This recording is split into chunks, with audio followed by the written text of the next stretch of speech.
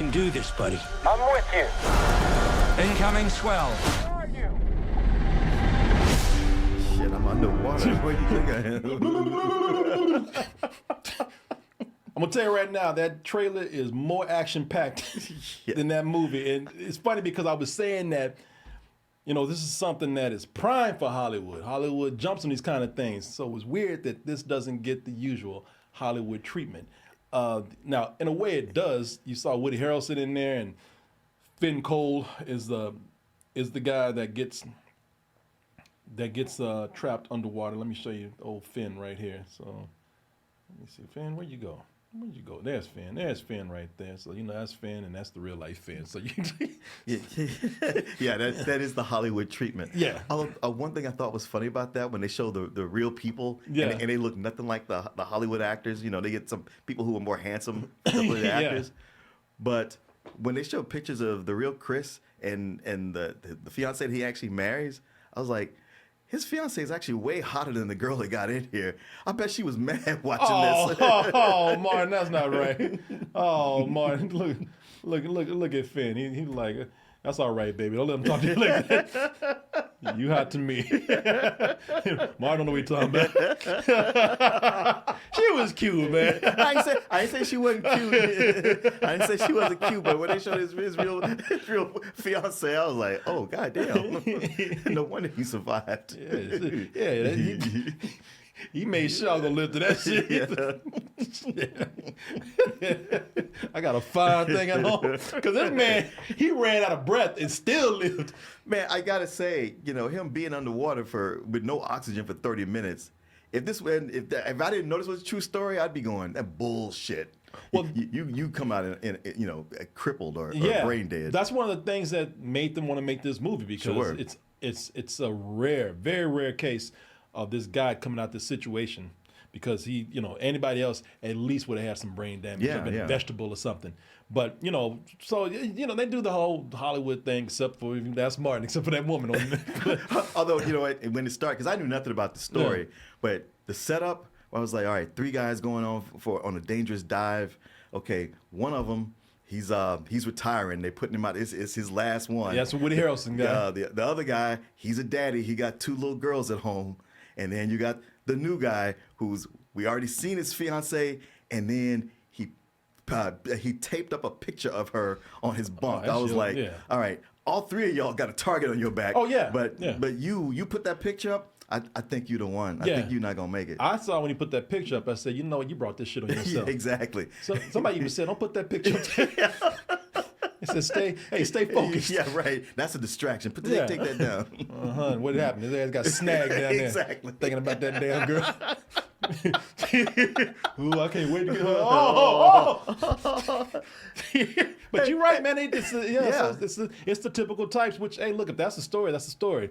But, you know, I would say the movie doesn't feel like an over-exaggerated dramatization of things, and that's good and bad if you ask me. I felt the same way. Yeah, because, you know, listen, the story is told pretty straightforward, and it feels respectful, you know, without doing all that goddamn lying, you know, and changing things just for entertainment's sake, because we can see through that now, you know.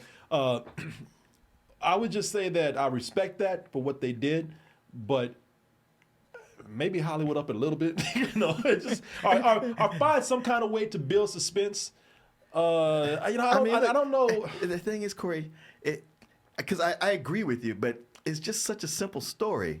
You know, it's about a guy who went down. He could have died, but he didn't. The end. There ain't much more to it than that. Because you're not lying. What happened was he went down there. He fucked up.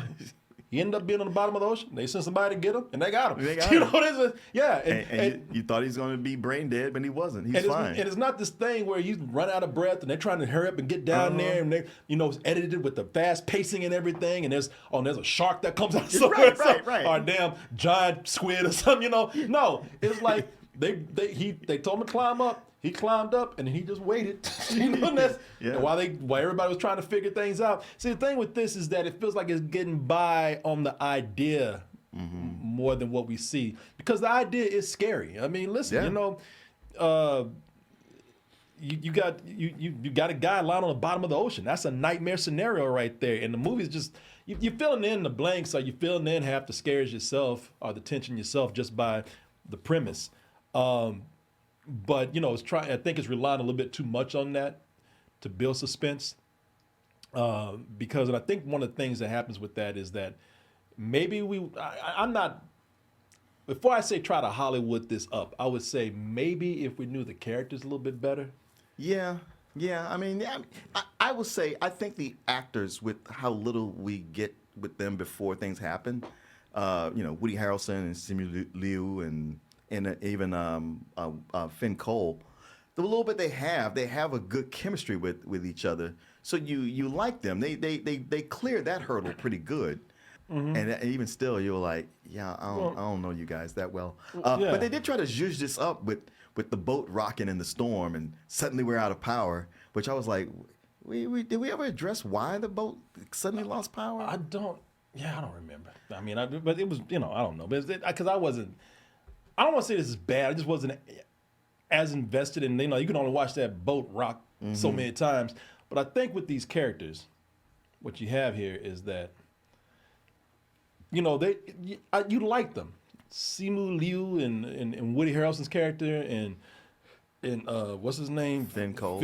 You like them, but the thing is, they come in and they just give you the bare information, and it's either they are telling their backstory and that's just obvious exposition, or are they just joking? Yeah. Hey, you asshole, you full of shit. Well, I took a good shit today, so I guess you're right.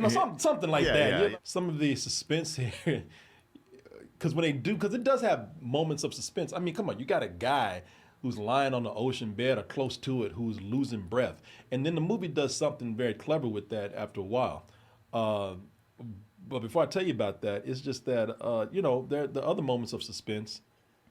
It's like watching the claw machine at an arcade. Yeah. It's a damn robot crab claw trying to grab a hook and unhook things, and it misses and tries to go back in. You're like, damn, I might as well be at Chuck E. Cheese watching somebody try to get a damn toy.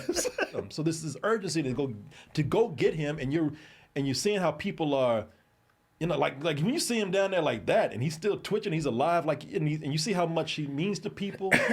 You've seen his family or his girlfriend. It's like, all right, I really want them to go get this guy. Yeah. So that that it works in that way, man, and it keeps the movie going. It does. Especially like when characters say like, well, with this one guy, all we had to bury him with was just some trinkets that he left in his office. Shoeboxes. Shoebox. Yeah. And then you're like, well, shit, he's probably dead, but at least get him. Don't give his girlfriend a shoebox. Yeah, don't bring home a Nike shoeboxes. with that picture of you that he shouldn't have put up in the first damn place. I will also say that the movie, the benefit of not doing this like a Hollywood film is that you don't have all these underwater scenes that look like CG. Yeah. There's scenes in there where it looks like actual footage. Mm-hmm. If you want to see it, like you look at this and it's like, I want to see that.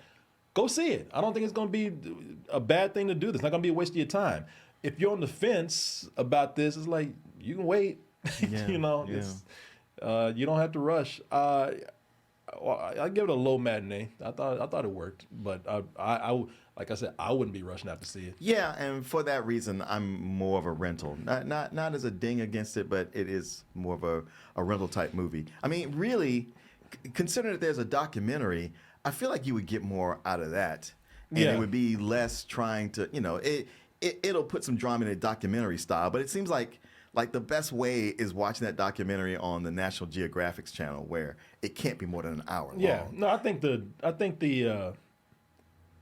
documentary would be, there's a documentary out there, and I agree with you. I think you get more out of it. This is because a lot of people have not seen the documentary, and so they sure, just, For everybody who's like, man, I don't watch documentaries. Okay, well then you have this dramatization. Yeah, and it's a short movie, but still feels like it goes on a little too long. And this is directed by the guy that did the documentary, I think. So okay, so I think it's just an attempt to get the story out there. Hollywood was just kind of like, all right, you want to do it? Like, okay. It's a cool story. There's just not a whole lot to it. Yeah.